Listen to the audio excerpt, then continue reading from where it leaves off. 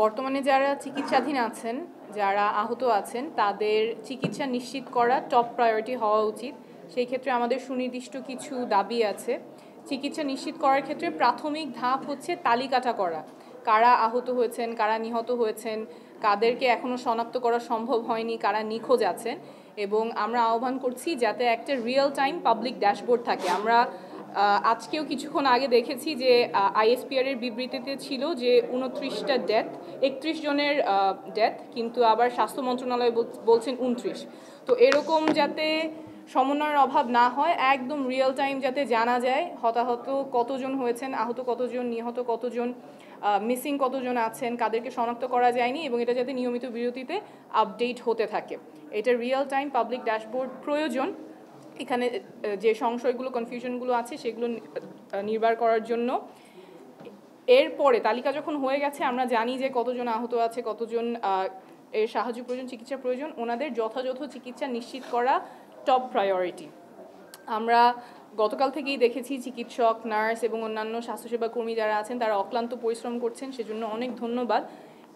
এই চিকিৎসা যাতে যথাযথভাবে চলতে পারে সেজন্য যা যা প্রয়োজন, জনবল প্রয়োজন হোক, সরঞ্জাম প্রয়োজন হোক, সেগুলো যাতে হাসপাতালগুলোতে সরবরাহ করা হয়, সেটার জন্য আমাদের সরকারের প্রতি আহ্বান থাকবে। আমরা ইতিমধ্যে শুনেছি যে কারো কারো যদি বিদেশে যাওয়ার প্রয়োজন হয়, সেটাও যাতে খুব দ্রুততার সাথে পাঠানো সম্ভব হয়, সেই পদ্ধতিটা করা প্রয়োজন। আরেকটা জিনিস অনেক সময় সামনে আসে না, এটা তো একটা খুবই বড় দুর্ঘটনা। ছোট ছোট ছেলেমেয়েরা ক্লাসরুমে ছিল, তাদের ওপরে এই দুর্ঘটনাটা হয়েছে, এবং যারা ভুক্তভোগী বিশাল একটা ট্রমার মধ্যে দিয়ে গিয়েছেন। তো যারা ভুক্তভোগী আছেন তাদের মেন্টাল হেলথ কাউন্সেলিং করা প্রয়োজন, এবং এইটা যাতে সবার জন্য নিশ্চিত হয় সেটা আমাদের আহ্বান থাকবে। এই ছোট ছোট বাচ্চারা যারা মানে সারাটা জীবন তো পড়ে আছে, ওদের পুনর্বাসন নিয়েও একটা পূর্ণাঙ্গ পরিকল্পনা থাকা প্রয়োজন। ওরা যাতে পড়ালেখা করতে পারে, পরে কাজকর্ম, জীবিকা, সোশ্যাল ইন্টিগ্রেশন, এই পুরো পুনর্বাসন, একটা দীর্ঘমেয়াদী পুনর্বাসন প্রয়োজন হবে অনেকের ক্ষেত্রেই। যথাযথ চিকিৎসা, পুনর্বাসন, এই পুরো প্রক্রিয়াটা নিশ্চিত করার জন্য উচ্চ ক্ষমতা সম্পন্ন একটা বিশেষ টিম ফর্ম করার জন্য আমাদের আহ্বান থাকবে, যেখানে বিভিন্ন মন্ত্রণালয় যাদের কোঅর্ডিনেশন করা প্রয়োজন চিকিৎসা এবং পুনর্বাসন নিশ্চিত করতে, একটা দায়িত্বশীল উচ্চ ক্ষমতা সম্পন্ন বিশেষ টিম তৈরি করার আহ্বান থাকবে, যাতে চিকিৎসা পুনর্বাসন কোনো আমলাতান্ত্রিক জটিলতায় আটকে না যায়, দীর্ঘসূত্রিতার মধ্যে যাতে না পড়ে, খুব দ্রুত যাতে ডিসিশন নেওয়া যায়, কোনো কারণে যাতে চিকিৎসা আটকে না থাকে।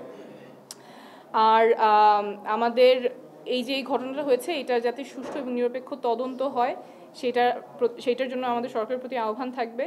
আর আমরা দেখেছি গতকাল থেকেই যে অনেকে স্বতঃস্ফূর্তভাবে সহায়তার জন্য এগিয়ে এসেছেন, চিকিৎসক, ফায়ার ফাইটার, স্কুলের স্টাফ, নাগরিক, অনেক গ্রুপ এগিয়ে এসেছেন, ওনাদের প্রতি আমাদের কৃতজ্ঞতা। কিন্তু একটা বিষয় যেটা থাকে যে হাসপাতালে ভিড় করলে, যেহেতু এখানে মেজরিটি রোগী হচ্ছে বার্নের রোগী, পোড়া রোগী, ওনাদের রোগ প্রতিরোধ ক্ষমতা কমে যায়। যদি ভিড় থাকে তাহলে ইনফেকশনের সম্ভাবনা বেড়ে যায় এবং ইনফেকশন থেকে মৃত্যু ঝুঁকি বাড়ে। তাই হাসপাতালে অযথা ভিড় না করার আহ্বান থাকবে। আর যেহেতু একটা টেন্স সিচুয়েশন, অনেক ধরনের ইনফরমেশন সামনে আসতে পারে, যে কোনো তথ্য সামনে আসলে সেটা যাচাই না করে শেয়ার না করার আহ্বান থাকবে। স্বল্প মেয়াদের কথা তো চিকিৎসার পুনর্বাসন থাকলো, কিন্তু আমাদের আরেকটা জিনিসের প্রতি আমাদের মনোযোগ থাকা প্রয়োজন। এরকম যখন এমার্জেন্সি হলে আমাদের জরুরি চিকিৎসা ব্যবস্থা কিভাবে ফাংশন করবে সেটার একটা রোড ম্যাপ নাই। গতকালকেও আমরা শুনেছি অনেকের কাছ থেকে, যখন উদ্ধার হচ্ছে সেখানে হাই লেভেলের একটা মেডিকেল টিম ছিল না। অনেকে কিভাবে যাবে হাসপাতালে, রিক্সায় যাবে না সিএনজিতে যাবে, হাসপাতালে পৌঁছাতে দেরি হচ্ছে, হাসপাতালে পৌঁছানোর আগে যেই চিকিৎসাগুলো দেওয়ার সম্ভব সেগুলো দেওয়ার উপায় ছিল না।